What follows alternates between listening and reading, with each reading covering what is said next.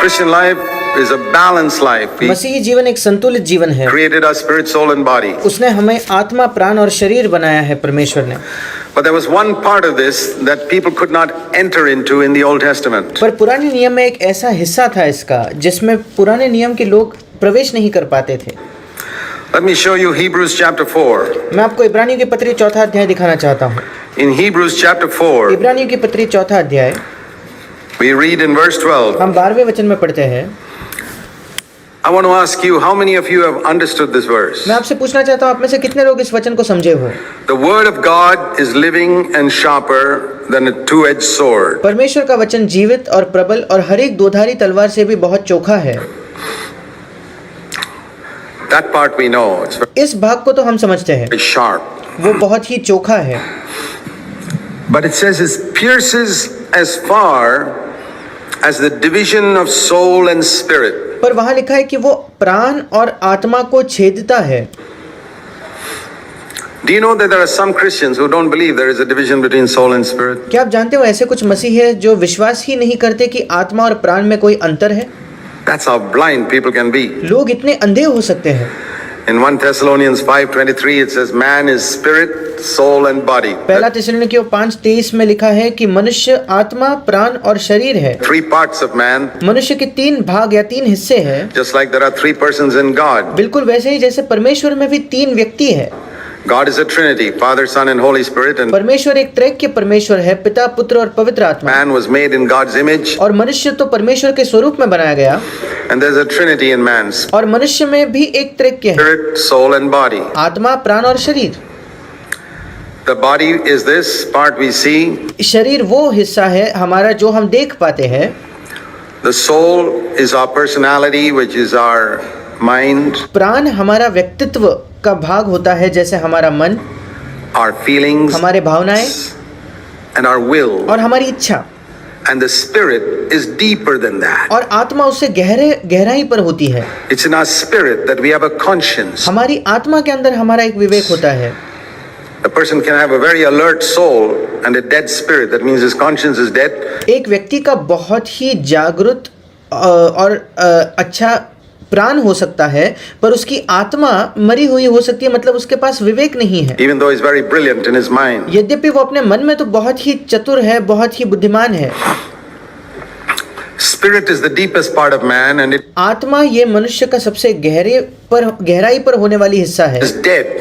Most और वो मरी हुई होती है। of it is dead अधिकतर वो मरी हुई होती है in an unconverted person. He's got एक ऐसे व्यक्ति में जिसका नया जन्म नहीं a हुआ। little bit of conscience उसके पास थोड़ा बहुत विवेक होता है, that stirs up there, a little bit वहाँ थोड़ा सा विवेक उसको बताता है। of the image of God there, but वहाँ परमेश्वर के स्वरूप का कुछ हिस्सा अब भी बच गया है, most of it is dead. पर अधिकतर उसके आत्मा का हिस्सा मर चुका है। And when we are born again, it is the spirit that comes alive. और जब हमारा नया जन्म होता है तो हमारी आत्मा है जो जीवित हो जाती है And the conscience becomes sensitive और हमारा विवेक संवेदनशील बन जाता है to sin. पाप के And प्रति। God's purpose is that the spirit will become more and more alive and rule the whole body. और परमेश्वर की इच्छा ये है कि आत्मा अधिक और अधिक मात्रा में जीवित होकर शरीर पर राज करे।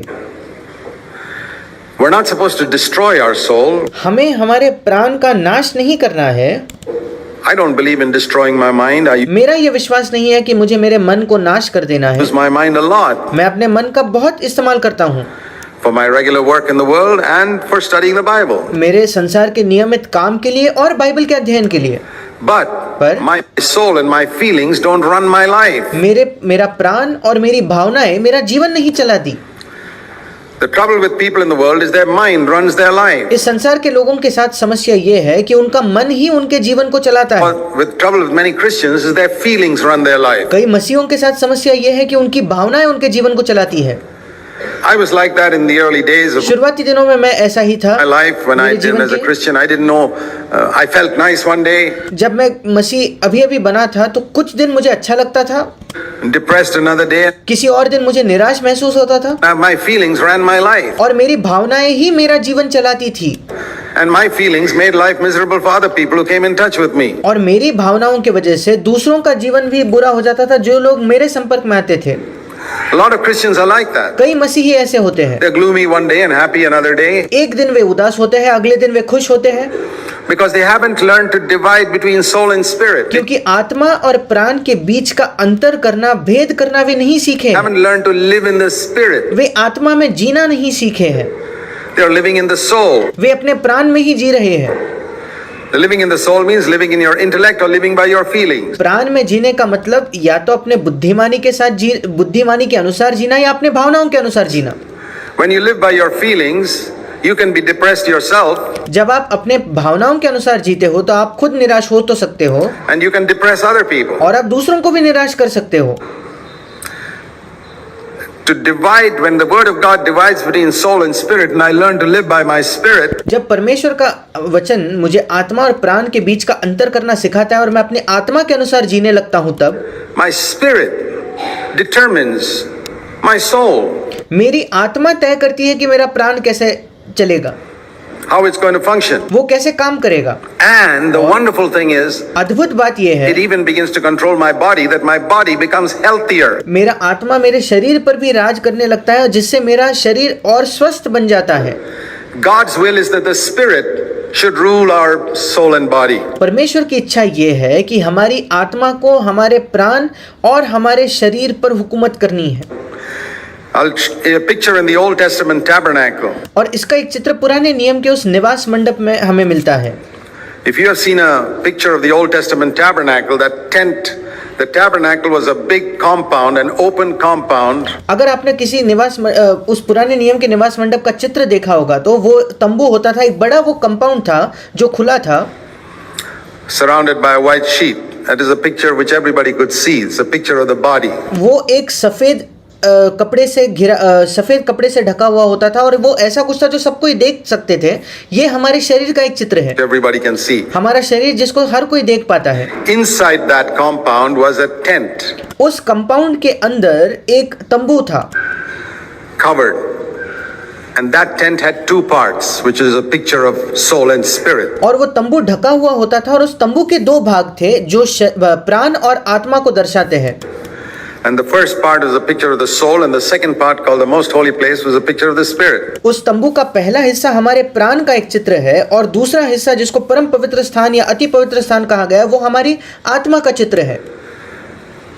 And that was the tabernacle of God, or God's dwelling place, और ये परमेश्वर का निवास मंडप था जहाँ परमेश्वर रहता था, symbolized body, soul, and spirit. और ये इस बात को दर्शाता है हमारे शरीर, प्राण और आत्मा को। And that spirit was the most holy place, in front of which there was a thick curtain. और वो जो आत्मा है वो परम पवित्र स्थान से दर्शाई गई है जिसके सामने एक बड़ा पर्दा होता था। And that thick curtain is a picture of your will. और वो जो पर्दा है वो आपके इच्छा को दर्शाता है, उसका वो एक चित्र है। Your strong will. आपकी जो कठोर या मजबूत आपकी जो इच्छा है उसे, which refuses to be torn. जो बिल्कुल भी फटने से इनकार करता है। You see that in a little child. आप एक छोटे बच्चे में उसे देखते हो, How stubborn it can be. It's a strong will. कि छोटे बच्चों की भी इच्छा कितनी हठीली हो सकती है, वो बहुत ही मजबूत इच्छा है। And that's why one of the most important things we need to do और इसलिए एक बड़ी महत्वपूर्ण चीज जो हमें करनी है with little children is to break their stubborn will. हमारे बच्चों के साथ कि उनकी जो हठीली इच्छा है उसे हमें तोड़ना है। If you want them to grow to be spiritual when they are young, अगर आप चाहते हो कि वे बड़े होकर आत्मिक बने तो जब वे छोटे हैं तब से ही। have you heard the story of that little 2-year-old boy? क्या आपने उस 2 साल के बच्चे की कहानी को सुना है? His father told him, sit down. उसके पिता ने उससे कहा बैठ जाओ। He said, no, I'm not going to sit down. उसने कहा मैं नहीं बैठूंगा। Father said, sit down. पिता ने कहा No. बैठो, वो कहता है नहीं। So father took the stick and said, sit down. और पिता ने एक लकड़ी ली और उसको कहा अब बैठो। He sat down and he said, Daddy, but I'm still standing up inside. वो बैठ गया उस लकड़ी को देखकर, पर वो कहता है पिताजी, पापा मैं अंदर से अब भी खड़ा हूँ। Now the question is, how do you make the child inside to sit down? अब सवाल ये है कि अंदर के बच्चे को आप कैसे बिठाओगे? That's difficult. वो कठिन है। You can use a stick and make the outside child sit down. आप एक लकड़ी का इस्तेमाल करके बाहर के बच्चे को तो बिठा दोगे, Inside one still standing up, defiant. पर अंदर का बच्चा अब भी खड़ा है, वो विद्रोह कर रहा है, विरोध में वो खड़ा है। And one day when he's 18, 19 years old, he won't even sit down on the outside. He'll और एक दिन जब वो 18-19 वर्ष का हो जाएगा तो वो बाहर से भी नहीं बैठेगा, just defy you to your face and say, mind your own business. वो आपके मुंह पर आपको कह देगा कि आप अपने काम से काम रखो, और वो आपके खिलाफ खड़ा होगा। That will is like that thick curtain. हमारी जो इच्छा है, वो इच्छा जो है वो उस बड़े पर्दे के समान है, मोटे पर्दे के समान है। And nobody understood it in the Old Testament. और पुराने नियम में कोई इसे नहीं समझ पाता था। Beyond that lay the most holy place where God dwelt. उसके आगे, उससे भी आगे जाकर परम पवित्र स्थान था जहां परमेश्वर खुद रहता था, Teaching us that if this will is not broken, you will never get into fellowship with God. और ये हमें इस बात को सिखाता है कि अगर हमारी ये इच्छा नहीं निकाल दी जाती, उसको तोड़ा नहीं जाता, तो हम कभी परमेश्वर के साथ संगति नहीं कर पाएंगे। Now I want to say to all of you who got a strong, stubborn will, और मैं आप सबसे कहना चाहता हूँ जिनकी बहुत एक मजबूत और हट रखने वाली इच्छा है, whether you're husband or wife or anybody, आप पति हो, पत्नी हो, चाहे कोई भी क्यों ना हो, if you don't let God break that will, अगर आप परमेश्वर को अनुमति नहीं देते कि वो आपकी इच्छा को तोड़ दे, you will never enter the most holy place. आप कभी परम पवित्र स्थान में प्रवेश नहीं करोगे। You will never have fellowship with God. आपकी कभी परमेश्वर के साथ संगति नहीं होगी। You will have religion, आपके पास धर्म होगा केवल, like a lot of Christians have. जैसे कई मसीहों के पास होता है, But fellowship with God, which is most wonderful experience पर परमेश्वर के साथ संगति जो सबसे अद्भुत अनुभव है, that any human being can have. सबसे अद्भुत अनुभव जो कभी किसी मनुष्य का हो सकता है। Do you know what is the result of fellowship with God? क्या आप जानते हो परमेश्वर के साथ संगति का नतीजा क्या होता है? The Bible says in Psalm 16:11, in His presence there is fullness of joy. Bible हमें बताती है भजन 16 उसके 11वें वचन में कि उसके चरणों उसकी उपस्थिति में, परमेश्वर की उपस्थिति में आनंद की भरपूरी है। You know where fullness of joy is? It क्या आप जानते हो आनंद की भरपूरी कहाँ मिलती है? is not in sex. वो सेक्स या यौन करने में नहीं है, It's not in money. वो पैसे में नहीं है, It's not even in praise and worship meeting. स्तुति आराधना की सभाओं में भी नहीं है, It is in His वो presence. उसके उपस्थिति में है। And you can have that joy even if you can't sing for nuts. और उस उपस्थिति को आप तब भी प्राप्त कर सकते हो अगर आप अच्छे से गीत भी नहीं गा सके, फिर भी If you can't sing 2 lines properly. आप गीत के 2 पंक्तियां भी सुर में नहीं गा पाओ, उसके बावजूद आप उस उपस्थिति को पा सकते हो, Makes no difference. कोई फर्क नहीं पड़ता। If this veil is rent, अगर ये पर्दा फाड़ दिया जाए तो you know what happened when Jesus died? क्या आप जानते हो क्या हुआ था जब यीशु मसीह की मृत्यु हुई? The veil was rent from top to bottom, symbolizing what? वो पर्दा ऊपर से नीचे तक फाड़ दिया गया, और वो क्या दिखा रहा था? ये किस बात का चित्र था? Symbolizing that for 33 years He allowed the Father to break His will. ये इस बात का चित्र था, इस बात को दर्शा रहा था कि 33 वर्षों तक यीशु मसीह ने परमेश्वर पिता को अपनी इच्छा को तोड़ने दिया, As a man, एक मनुष्य जब वो था, and to say, never my will, Father, never my will. और वो हर समय कहता था कभी भी मेरी इच्छा पूरी ना हो पिता, कभी भी मेरी इच्छा पूरी ना हो, Only your will. The veil was rent. केवल तेरी इच्छा पूरी हो। और इस प्रकार वो पर्दा जो है वो फट गया, फाड़ दिया गया। And the way into the Father. That's why Jesus enjoyed fellowship with the Father all the time. इसी वजह से यीशु मसीह निरंतर पिता के साथ उस संगति का अनुभव कर पाया, उसका आनंद उठा पाया। You think that you can have fellowship with the Father just by a nice time of praise and worship. आपको लगता है कि आप परमेश्वर के साथ संगति केवल एक स्तुति आराधना के एक अच्छे समय के साथ, सत्र के साथ कर सकते हो, And you know it doesn't last. और आप जानते हो कि वो टिकता नहीं, वो ज्यादा देर तक नहीं रहता। You go out of that meeting and in the afternoon you're back to your old self. आप उस सभा को जब छोड़कर जाते हो तो दोपहर में आप फिर अपने जैसे बन जाते हो। The veil has to be rent. वो जो पर्दा है वो फाड़ दिया जाना चाहिए। All this type of emotion is in the holy place, in the soul. ये सारी जो भावनाएं होती है ये पवित्र स्थान में है, मतलब हमारे प्राण में है केवल। It's in the soul and many people don't understand it. ये केवल हमारे प्राण में है और कई लोग इसको समझ नहीं पाते। What many people call a baptism in the Holy Spirit is actually a baptism in the soul. कई लोग जिसे पवित्र आत्मा का बपतिस्मा कहते हैं वो केवल प्राण में होने वाला एक बपतिस्मा है। And we need to distinguish between baptism in the soul and baptism in the Holy Spirit. और हमें अंतर करना है प्राण में मिलने वाला बपतिस्मा और पवित्र आत्मा के बपतिस्मा के बीच। Baptism in the Holy Spirit will rend this veil पवित्र आत्मा का बपतिस्मा इस पर्दे को फाड़ देगा and take you into life in the Spirit, into fellowship with the Father. और आपको वो आत्मा में जीवन और पिता के साथ संगति में ले जाएगा. That's why it's very closely linked to the cross. The Bible says the Spirit led Jesus to the cross. इसलिए इसका संबंध बाइबल में निरंतर क्रूस के साथ किया गया है. बाइबल में लिखा है कि आत्मा जो है वो यीशु को क्रूस की ओर ले गया. Have you read that verse? क्या आपने उस वचन को पढ़ा है? Hebrews chapter 9. इब्रानियों की पत्री 9वां अध्याय. See this verse. इस वचन को Hebrews देखिए. chapter 9 इब्रानियों की पत्री 9वां अध्याय and verse 14. 14 वचन.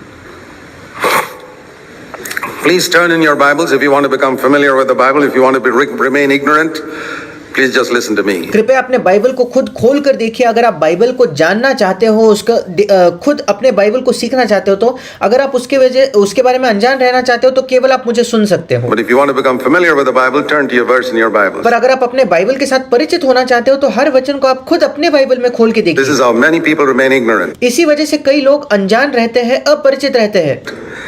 Hebrews 9:14. इब्रानियों 9 उसका 14 वचन. Jesus Christ, the middle of that verse, through the eternal Spirit. यीशु मसीह, और उस वचन के बीच में लिखा है कि सनातन आत्मा के द्वारा Offered himself to God. उसने अपने आप को परमेश्वर के सामने चढ़ाया या परमेश्वर को प्रस्तुत किया. Do you know how Jesus offered himself to God? क्या आप जानते हो कैसे यीशु मसीह ने अपने आप को परमेश्वर को दिया या अपने आप को परमेश्वर के सामने प्रस्तुत किया? On the cross. उस क्रूस पर कैसे अपने आप को उसने चढ़ाया? Through the power of the Holy Spirit. पवित्र आत्मा के सामर्थ के द्वारा. The Holy Spirit will lead you to the cross. पवित्र आत्मा आपको क्रूस की ओर ले जाएगा. Even today. आज भी. He will lead you to the cross means he lead you to the rending of the veil. वो आपको क्रूस की ओर ले जाएगा, मतलब उस पर्दा फाड़ने की ओर वो आपको ले जाएगा. He lead you into fellowship with the Father. वो पिता के साथ संगति में आपको ले जाएगा. The veil has already been rent. वो पर्दा जो है वो पहले से ही फाड़ दिया गया है. Fellowship with the Father is open. पिता के साथ जो संगति है वो अब खुली है. आप वहां जा सकते हैं. But you have to choose that way. पर आपको वो मार्ग खुद चुनना It's not होगा. a once for all event for you. ये ऐसा नहीं कि एक ही बार आपके जीवन में होने वाली कोई घटना नहीं है. In Hebrews chapter 10 and verse 22 it says. इब्रानियों 10:22 में लिखा है. इब्रानियों की पत्री 10वां अध्याय 22 वचन. Sorry, 21. माफ कीजिएगा, इब्रानियों 10 उसका 21 वचन. Verse 19 and 20, sorry. 19 और 20 वचन. Brethren, since we have confidence to enter, this means the most holy place. इसलिए हे भाइयों, जब हमें पवित्र स्थान में प्रवेश करने का हियाव हो गया है, By the blood of Jesus. पवित्र स्थान मतलब परम पवित्र स्थान में यीशु के लहू के द्वारा. By a new and living way. उस नए और जीवते मार्ग के द्वारा. Not a door. वो एक दरवाजा नहीं है. I hope you know the difference between a door and a way. मैं आशा करता हूँ कि एक दरवाजा और एक मार्ग के बीच के अंतर को आप समझते हो. A door is something you enter in a moment. एक दरवाजा ऐसा होता है जिसको आप एक क्षण में जिसमें प्रवेश कर जाओ.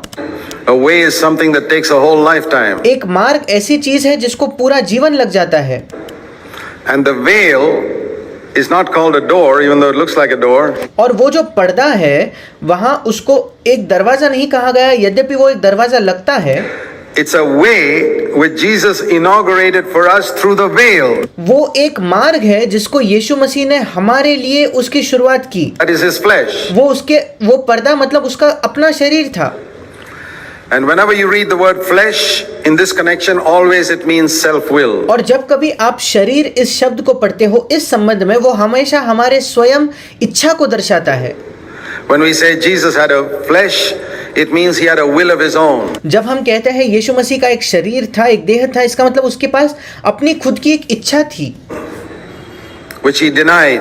जिसका उसने इनकार किया. John 6:38 says he denied it all his life. यूहन्ना 6:38 हमें बताता है कि अपने जीवन भर उसने अपनी इच्छा का इनकार किया.